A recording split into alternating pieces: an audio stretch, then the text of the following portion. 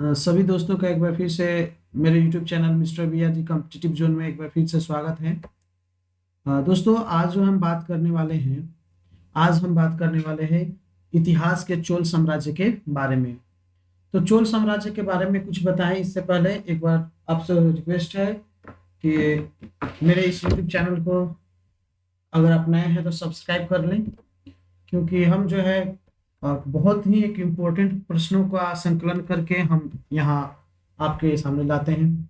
चलिए तो मेरे दोस्तों एक बार फिर से हम लोग शुरू करते हैं अपने YouTube के एक नए वीडियो में कुछ नए प्रश्नों के साथ। तो हमारा जो ये आज का प्रश्न है ये चोल साम्राज्य से रिलेटेड है। तो चलिए पहले प्रश्न के साथ शुरुआत करते हैं। किस चोल शासक ने मदुरै कोंडा और मधुरांतक उपाधियों को धारण किया था? ठीक है, तो इसका सही आंसर होगा वह होगा प्रांतक प्रथम। इसका आंसर जो होगा सही होगा वो होगा प्रांतक प्रथम। ठीक है, तो प्रांतक प्रथम के बारे में कहा जाता है, प्रांतक प्रथम जो था, ठीक है, प्रांतक प्रथम का जो अगर सबसे पहले समय काल की बात की जाए तो 907 से लेकर ये 955 का इसका काल हुआ करता है। ठीक है, काल हुआ करता था। और ये आदित्य प्रथम का पुत्र था। किसका पुत्र था जी? ये पुत्र था आदित्य प्रथम का। ठीक है सर, आदित्य, इसको बोल सकते हैं आदित्य प्रथम का पुत्र हुआ करता था। और आदित्य प्रथम के मृत्यु के बाद ही, आदित्य प्रथम की मृत्यु के बाद ये यहाँ का राजपाट संभालता है, राजा बनता है। यह चोल वंश का कहा जाए तो वास्तविक संस्थापक था। ठीक है ना, चोल वंश का, ठीक है, हम इसको बोल सकते हैं कि चोल वंश का वास्तविक संस्थापक हुआ करता था, या संस्थापक इसको बोल सकते हैं। ठीक है ना, तो चोल वंश का वास्तविक संस्थापक है ये। इसके बारे में आगे ये भी कहा जाता है, ठीक है मेरे दोस्तों, कि ये एक पहला ऐसा शासक था जो, इसको बोल सकते हैं, हमने किताबी भाषा में से बोलते हैं कि सार्वभौम या सर्वसत्ता संपन्न शासक इसे कह सकते हैं, कि ये प्रांतक प्रथम हुआ करता था अपने शासनकाल में।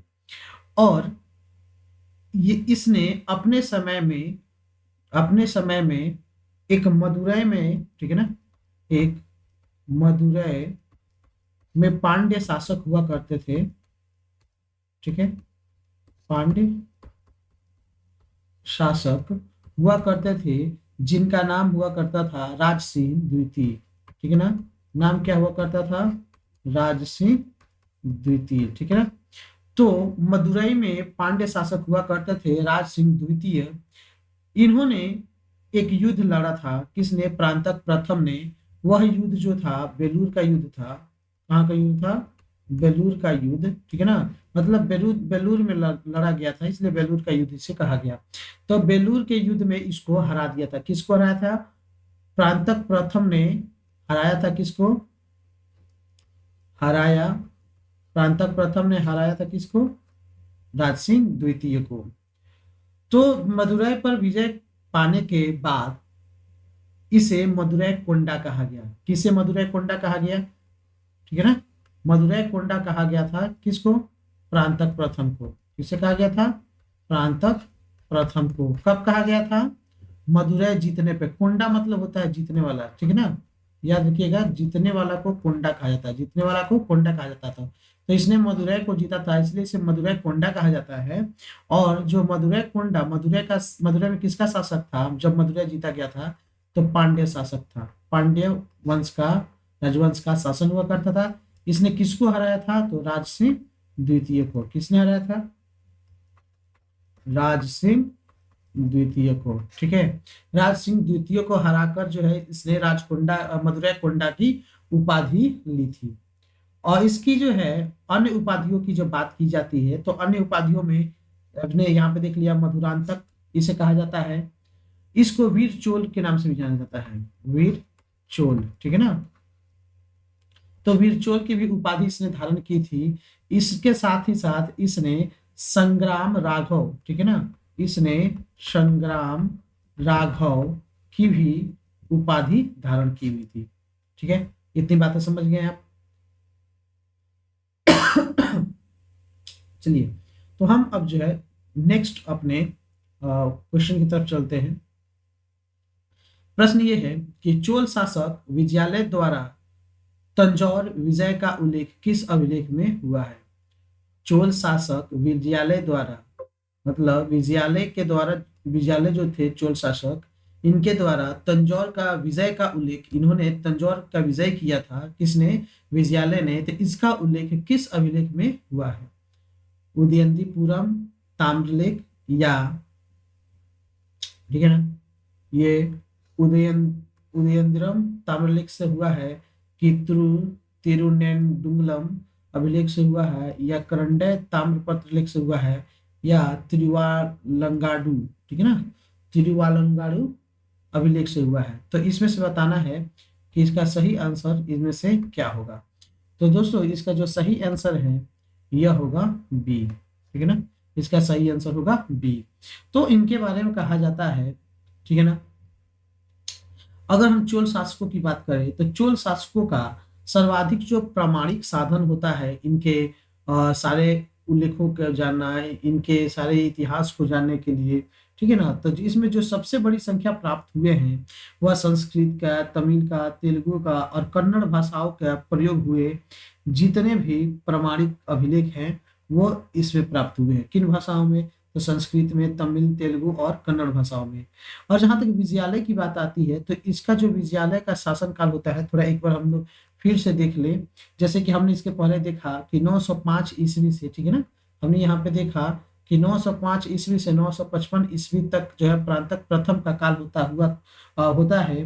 तो इसके ठीक पहले 850 से 871 तक, ठीक है ना, यहाँ पे देखिए 850 से 871 तक जो है ये विजयालय का काल हुआ करता है। और चोल इतिहास जो होता है, मुख्यतः जो भी चीजें हैं ये अभिलेखों से जानी जाती हैं।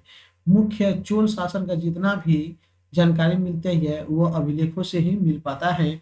चोल शासक विजयालय द्वारा तंजौर विजय का जो उल्लेख है, ठीक है ना, ये जो है ये आप देख रहे हैं कि तिरुनेंडुंगलम अभिलेख से प्राप्त होता है। तो चोल यहाँ पे जो राजेंद्र प्रथम हुआ करते थे, तो राजेंद्र प्रथम के समय प्रमुख लेख, ठीक है ना, ये जो था, ये जो अभिलेख है आपका बी नंबर अभिलेख, यह अभिलेख जो है संबंधित हुआ करता था राजेंद्र प्रथम से, ठीक है ना, ये किससे है? राजेंद्र प्रथम से, ठीक है ना। राजेंद्र प्रथम जो थे ये काफी महान शासकों में आते हैं।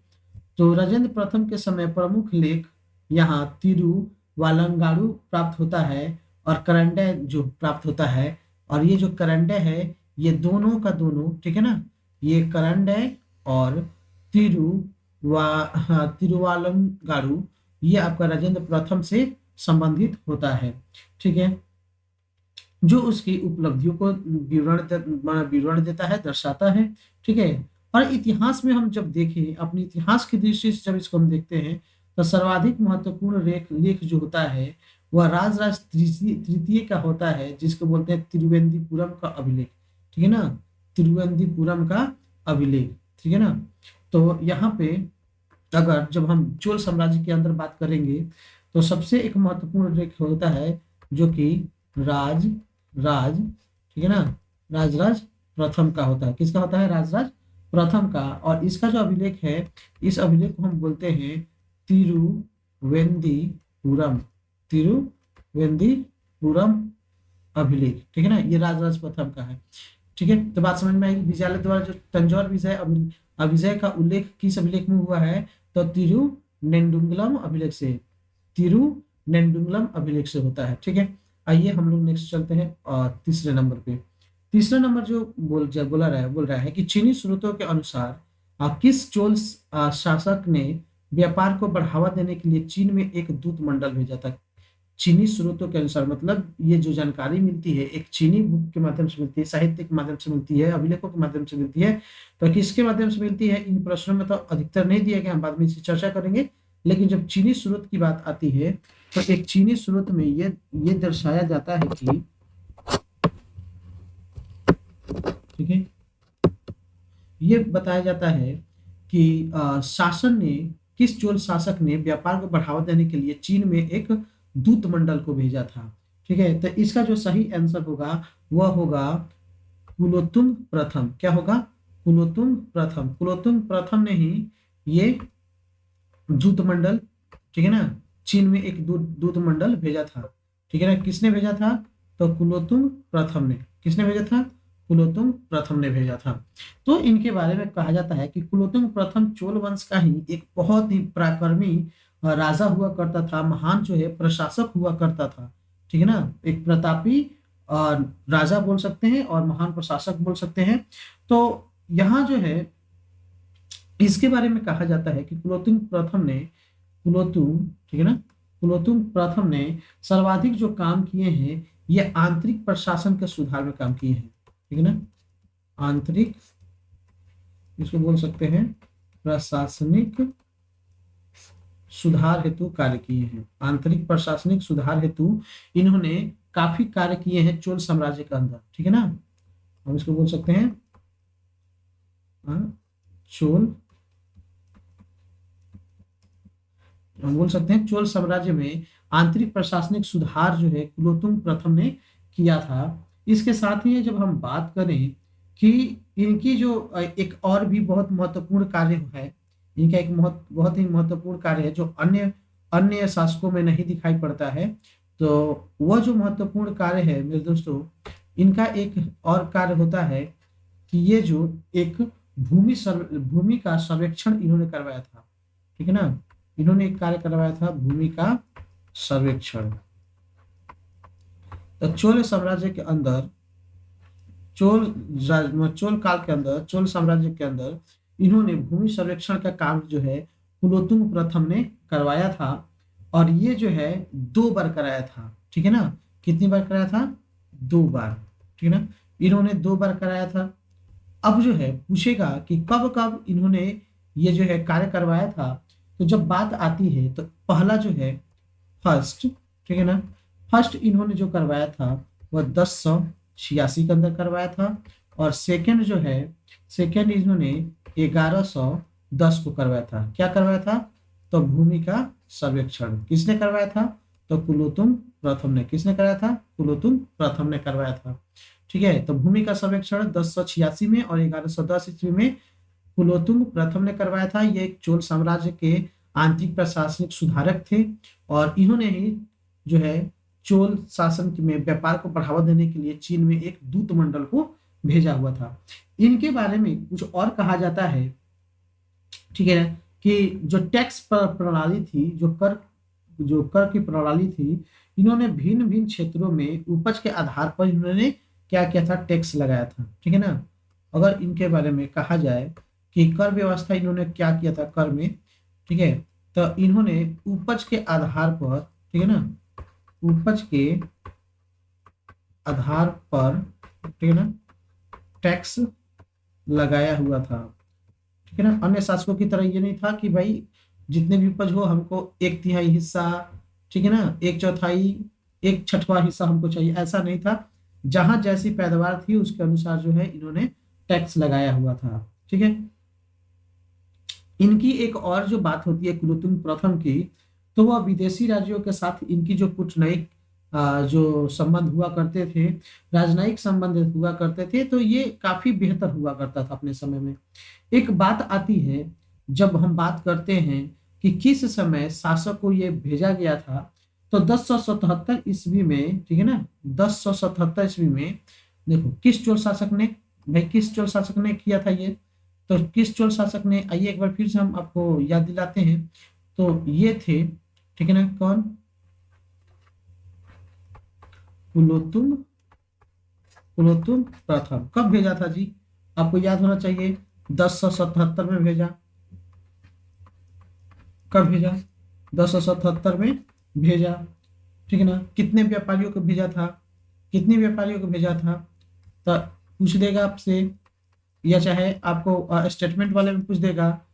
तो व्यापारियों की संख्या, भाई व्यापारियों की संख्या कितनी थी, तो संख्या की बात जब आती है तो इन्होंने 72 व्यापारियों का दूत मंडल, ठीक है ना, 72 व्यापारियों का दूत मंडल जो है चीन में भेजा हुआ था।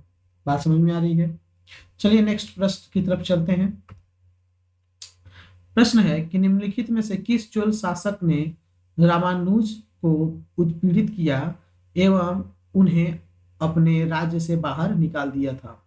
किस चोल शासक ने रामानुज को उत्पीड़ित किया एवं उन्हें अपने राज्य से बाहर निकाल दिया था, ठीक है ना।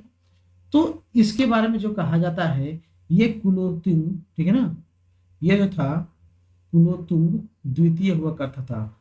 कुलोत्तुंग प्रथम ने काफी अच्छे कार्य किए, जो हम इसके ठीक पहले जान गए कि उन्होंने 72 व्यापारियों का दूत मंडल चीन में भेजा।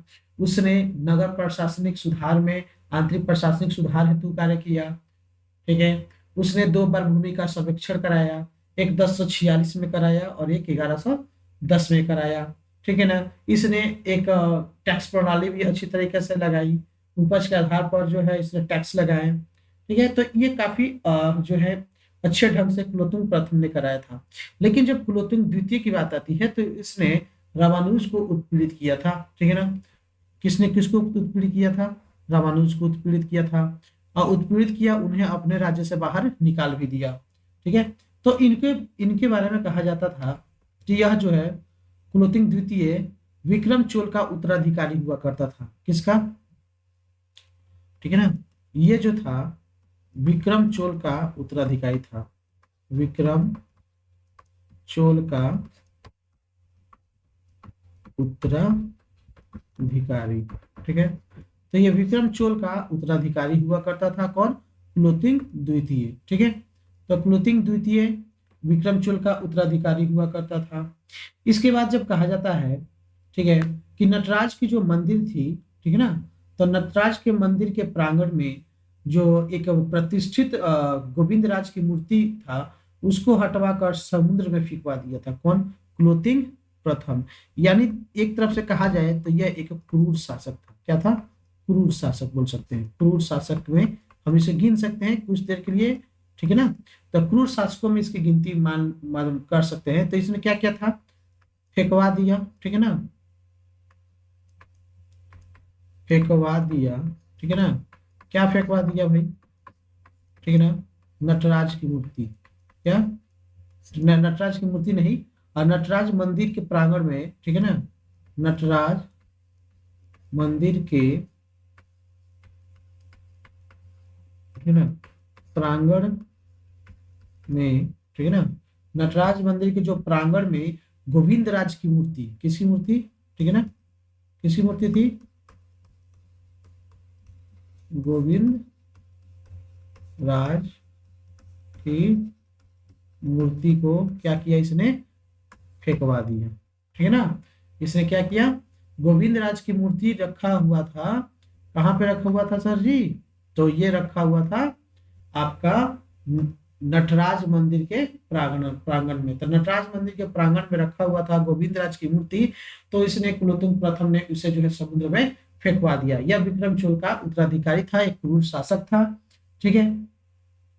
इसने रामानुज को प्रताड़ित भी किया, उत्पीड़ित भी किया और अपने राज्य से बाहर भी निकलवा दिया। कौन? कुलोत्तुंग द्वितीय ने। तो इसी की वजह से जो था, ठीक है ना, इसी की वजह से जो था रामानुज, देखो अब इसके एक रीजन भी था कि रामानुज को आखिर इसने क्यों बाहर निकाला था। तो इसका रीजन ये था कि रामानुज को बाहर निकालने का जो कारण था कि रामानुज ने उस मूर्ति को पुनः प्राप्त कर लिया था, ठीक है ना, ठीक है ना। क्या किया था? ठीक है ना, रामानुज रामानुज जो था वह, ठीक है ना, मूर्ति को प्राप्त कर लेता है, ठीक है, मूर्ति को प्राप्त करता है, ठीक। एक तो ये रीजन हो जाता है, और सिर्फ प्राप्त ही नहीं करता, ठीक है ना, जो कुलोत्तुंग द्वितीय ने नटराज मंदिर के प्रांगण से गोविंद राज की मूर्ति को फेंकवाया था समुद्र में, तो उस मूर्ति को पुनः जो है रामानुज को प्राप्त हो जाता है। और सिर्फ मूर्ति को प्राप्त ही नहीं करता है, बल्कि ये जो इसका ये था, ये तिरुपति, ठीक है ना, तिरुपति का आपने नाम सुना है, ठीक है। तिरुपति में इसे प्रतिष्ठित भी किया। क्या किया? प्रतिष्ठित भी किया। आज आज आप लोग देख रहे हैं कि राम की प्राण प्रतिष्ठित हो रही है, उस तरह इसे प्रतिष्ठित भी किया। और इसी वजह से जो था रामानुजन को वो अपने राज्य से निर्वासित कर दिया था, यानी बाहर निकाल दिया था, भगा दिया था, ठीक है। कभी कभी जो है, ठीक है ना, कभी कभी जो है, अब इसमें एक दिक्कत आती है कि बोर्ड एग्जाम में कभी कभी जो है, बोर्ड का जब एग्जाम होता है किसी, ठीक है ना, तो कभी कभी जो है क्लोथिंग वन भी आपको, क्लोथिंग वन भी इसे जो है चेक कराया गया है, ठीक है ना, चेक कराया गया है। आप याद रखेंगे कि कुलोत्तुंग प्रथम भी कभी कभी एग्जाम में चेक कराया गया है। अगर दोनों दोनों ऑप्शन में से कोई एक हो तो आप इसे लगा सकते हैं, कोई दोनों में से एक हो, या तो ये हो या ये हो, ठीक है ना, तो दोनों में से एक लगा सकते हैं अगर हो। एक एग्जाम हुआ करता था इसमें, ठीक है ना, एक एग्जाम हुआ करता था, तो इसी एग्जाम की बात कर रहे हैं, ठीक है ना। इसमें कुलोत्तुंग प्रथम माना है बोर्ड ने, लेकिन जो है, ठीक है, लेकिन प्राचीन के जो इतिहासकार थे विमल चंद्र पांडे, ठीक है ना, ठीक है, हम आपको दोनों चीज बता रहे हैं। विमल चंद्र पांडे इतिहासकार थे, ठीक है, और डीपी महाजन, ठीक है ना, डीपी महाजन, ठीक है ना। तो विमल चंद्र पांडे और डीपी महाजन ने क्लोथिंग द्वितीय को माना है, जबकि आयोग ने जो एग्जाम लिया था ये क्लोथिंग प्रथम को माना है। तो थोड़ा इसमें जो है कंफ्यूजन है, लेकिन ज्यादातर किताबों में क्लोथिंग द्वितीय होने की वजह से जो है ये आंसर मैंने बताया आपको। ठीक, चलिए आगे हम नेक्स्ट बढ़ते हैं 5वें प्रश्न की तरफ। इनमें से कौन सा राजवंश दक्षिण पूर्व एशिया में मेलाका जलडमरू मध्य में समुद्री डकैती का मुकाबला करने में सक्रिय रूप से शामिल था? कह रहा है कि इसमें से कौन सा राजवंश, राजवंश पूछ रहा है कि कौन सा राजवंश दक्षिण पूर्व एशिया में, ठीक है ना, जहाँ दक्षिण पूर्व एशिया में एक जगह है जहाँ जिसको मेलाका जलडमरू मध्य बोलते हैं, तो इसमें समुद्री डकैती का मुकाबला करने में सक्रिय रूप से शामिल था।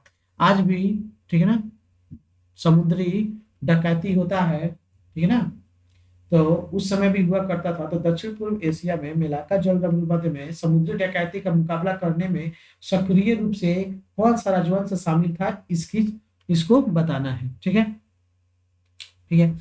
तो आपको पता होगा कि चोल व साम्राज्य हुआ करता था जो अपने समय में सिर्फ थल सेना ही नहीं बल्कि जल सेना में, ठीक है ना, जल सेना में भी ये महारत हासिल किए हुए था, ठीक है। तो ये जो जल सेना होता है ना, ठीक है, तो जल सेना में नेवी के लिए इसको जाना जाता है, ठीक है ना, इसे जो है हम नेवी के लिए याद करते हैं, ठीक है, चोल वंश को नेवी के लिए याद किया जाता है, ठीक है ना।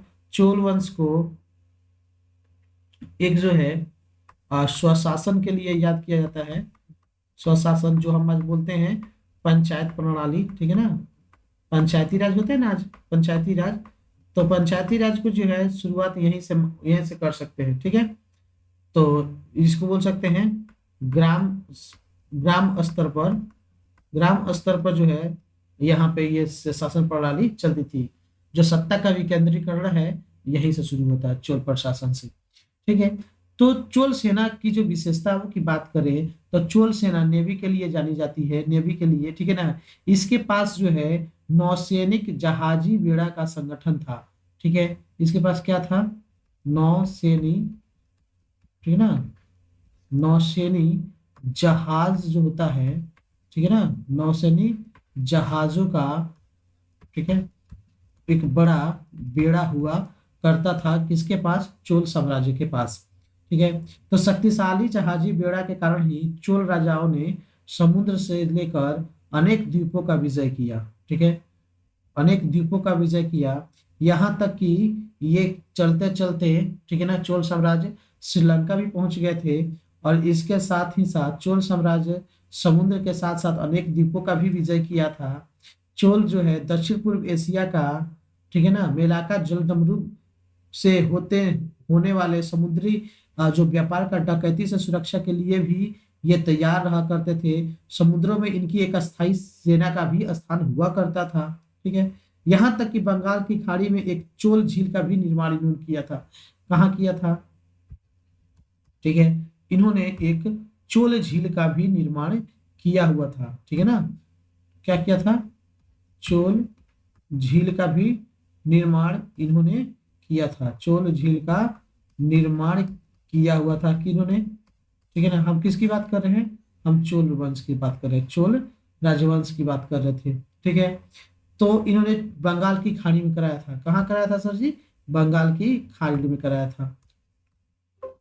ठीक है, तो इन्होंने बंगाल की खाड़ी में, ठीक है, बंगाल की खाड़ी में, बंगाल की खाड़ी में इन्होंने चोल झील का निर्माण करवाया हुआ था।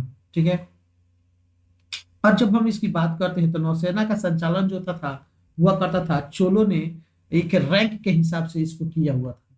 ठीक है, बात समझ में आ रही है।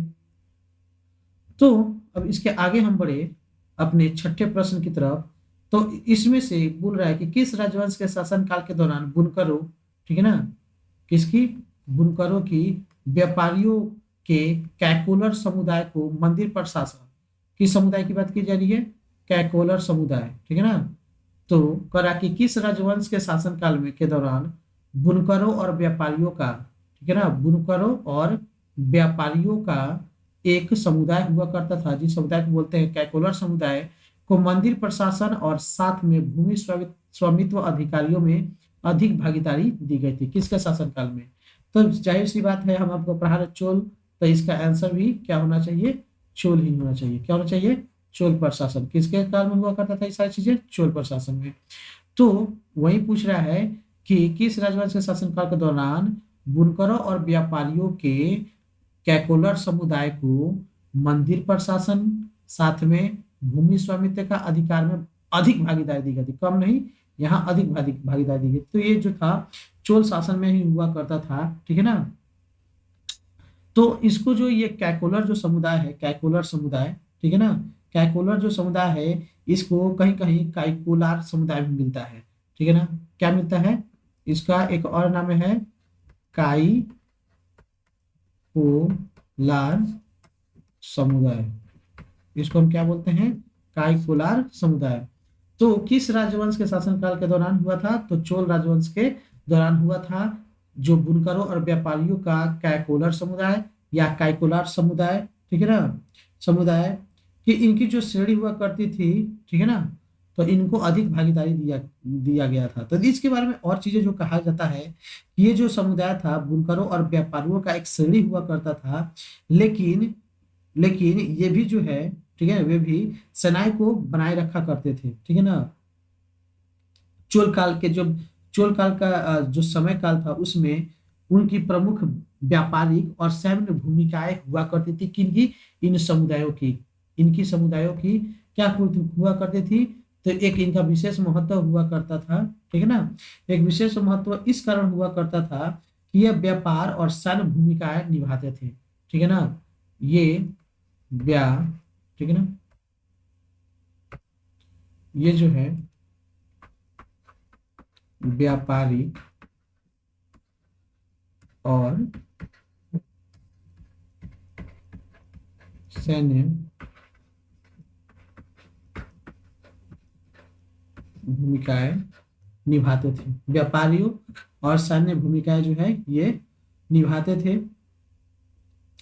इनका श्रेय जो होता था धन शक्ति में बदलाव को के लिए भी दिया जाता है। बुनकरों और व्यापारियों का जो वर्ग था, ये एक कुशल और समृद्ध भी था, जिससे कि राज्यों को भी समृद्ध बना दिया था। भूमि का स्वामित्व अब ब्राह्मणों और बेलार भूमि मालिकों का विशेषाधिकार नहीं था।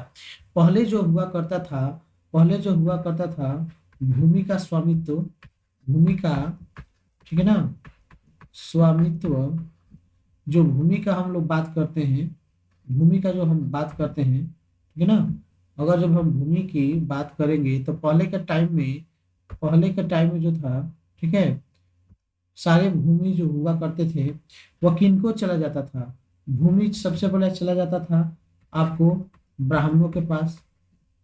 ठीक है ना, ब्राह्मणों को दिए जाते थे। ठीक है ना, उसके बाद से, ठीक है ना, पुरोहितों को दिए जाते थे, अधिकांश सैनिकों को दिए जाते थे। तो इसमें कुछ बदलाव के साथ ही भूमि का स्वामित्व अब ब्राह्मणों और बेलार भूमि मालिकों का विशेषाधिकार नहीं रह गया था। इसमें बुनकरों और व्यापारियों का भी महत्व बढ़ गया। ठीक है, समझ गए आप। तो मेरे दोस्तों, आपने ये देखा टॉप, ठीक है ना, ये टॉप 6 जो प्रश्न थे, ये चोल काल के वो हिस्सा थे जहां से आप अपरिचित हुआ होने हैं। और ये जो चीजें हैं आपको टीजीटी, पीजीटी, ठीक है ना, पीजीटी, नेट, जेआरएफ, ठीक है, यूपीएससी, ठीक है ना, या अदर एग्जाम के पीएससी वगैरह में ये पूछे जाते थे। ठीक है, तो मैं आपको वे सारी चीजें खोज खोज के प्रश्नों को दूंगा जहां से आप जो है अपनी तैयारी को पूर्ण रूप से कंप्लीट कर पाएंगे। ठीक है, मैं मुझे पता है कि आप जो है पढ़ रहे हैं, तो पढ़ रहे हैं तो उसके साथ कुछ चीजें जो है कि कोना आपका छूट रहा होगा, तो मैं वैसे प्रश्नों को खोज के आपको ये करता रहूंगा। तो इसलिए जो है आप हमारे चैनल जिसका नाम है, ठीक है ना, मिस्टर BRG कॉम्पिटिटिव जोन, ठीक है ना, कॉम्पिटिटिव जोन जो जीएस, मैथ्स, ठीक है, और रीजनिंग को ज्यादा फोकस करता है। ठीक है ना, अन्य को भी फोकस करते हैं लेकिन ये इन सभी को ज्यादा फोकस करते हैं। इन फ्यूचर कभी और भी कोई सब्जेक्ट्स को हम लेंगे, तो इतना जो है हम कवर करते हैं। तो इसके लिए जो है आप हमारे चैनल को सब्सक्राइब करें और जितना हो सके जिन जरूरतमंद दोस्त होंगे उनको आप शेयर कर दें। और यदि लगता है कि ये जो मेरा पढ़ाने का तरीका है वो काफ़ी स्लो है, तो काइंडली रिक्वेस्ट है आप लोगों से कि इसको मल्टीपल फॉरवर्ड करके मुझको क्या बोलते हैं, स्पीड को जो है ना, जो स्पीड है आप 1.5 तक कर सकते हैं। ठीक है, तो 1.25 या 1.5 मल्टीप्लाई करके आप इसको जो है चला लेंगे, आपको काफी सुविधाएं होंगी। क्योंकि हाँ, थोड़ा सा मेरा एक्सपीरियंस जो है इसमें थोड़ी सी कम है, जिसकी वजह से जो है मैं अच्छे वक्ता नहीं और एक अच्छा लगता होगा कि टीचर टाइप का नहीं कर पा रहा, तो इसके लिए माफी चाहूंगा। लेकिन फिर भी जो है आप लोग इसको भगा भगा कर इसको करते हैं कि स्पीड में आप देख सकते हैं। ठीक है, चलिए दोस्तों, फिर मिलते हैं नेक्स्ट वीडियो में इससे अधिक प्रश्नों के साथ, जहां आपको और लाभान्वित किया जाएगा। चलिए फिर मिलते हैं नेक्स्ट वीडियो में।